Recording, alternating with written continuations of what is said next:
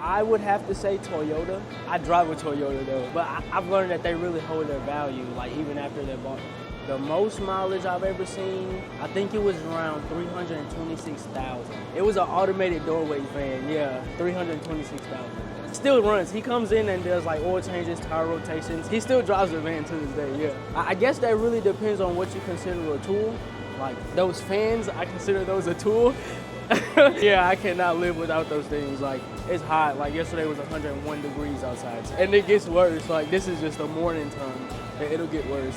Really, suspension pieces. Pieces that will make you need a new alignment for your car. We get a lot of people that come here thinking that their tires are messed up or they're just driving wrong. But if your front end pieces are bent, cracked, anything, you'll need an alignment. So, I drive a 2016 Toyota Corolla. Yeah. My dream car is a 1987 Monte Carlo SS. F1. Yeah.